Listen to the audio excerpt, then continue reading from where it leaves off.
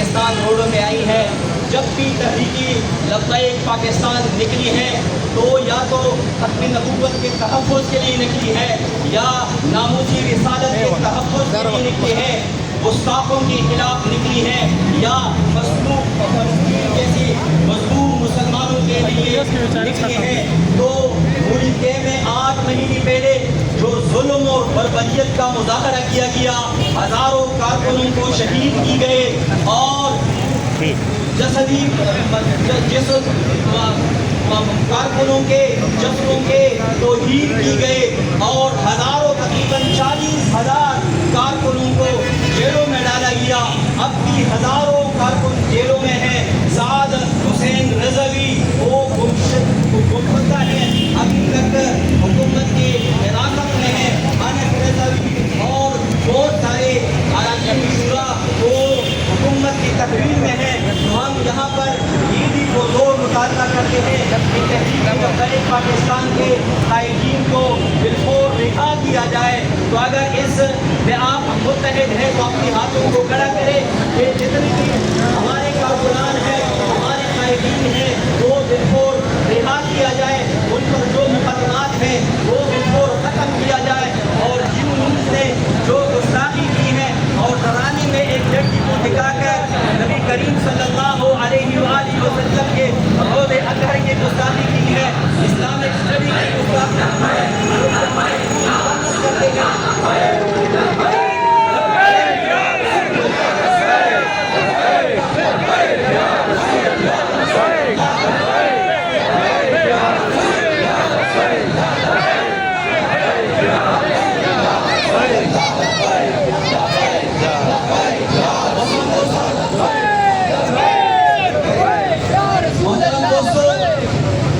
Simple سی بات ہے۔ سید رحیم الحسن شاہ صاحب نے قاضی فائز عیسیٰ جنہوں نے آئین کو ڈسٹرب کیا، جنہوں نے قانون کو توڑا، آئین پاکستان کو توڑا اور قادیانیوں کو سپیس دینے کی کوشش کی اور سید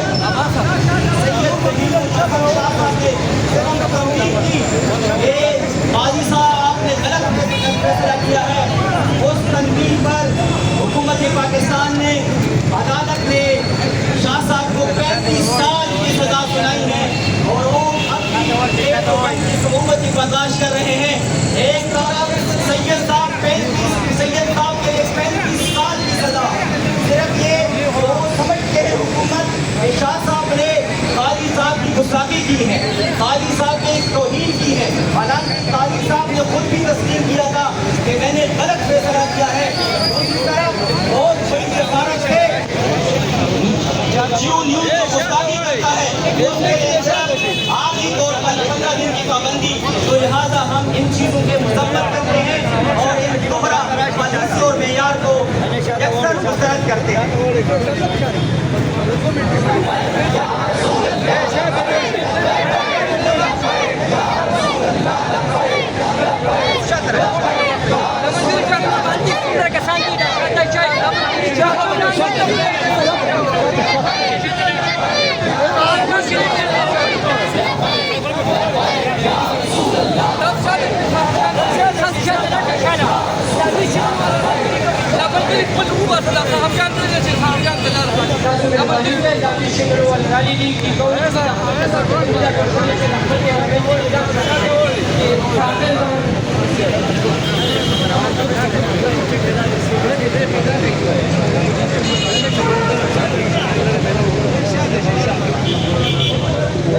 والسلام على من لا نبي بعده ولا رسول بعده وهو خاتم النبيين وعلى آله وأصحابه وأزواجه وذرياته وأهله أجمعين. أما بعد الذين يؤمنون الله ورسوله لعنهم الله في الدنيا والآخرة وأعد لهم عذابا مهينا. صدق الله العلي العظيم. الله وملائكته يصلون على النبي يا أيها الذين آمنوا صلوا عليه وسلموا تسليما. اللهم صل على سيدنا ومولانا محمد وعلى آله وصحبه وأزواجه أجمعين. يكون الأول منصورا وبزوجه الكريمة عليه الصلاة والسلام شرفات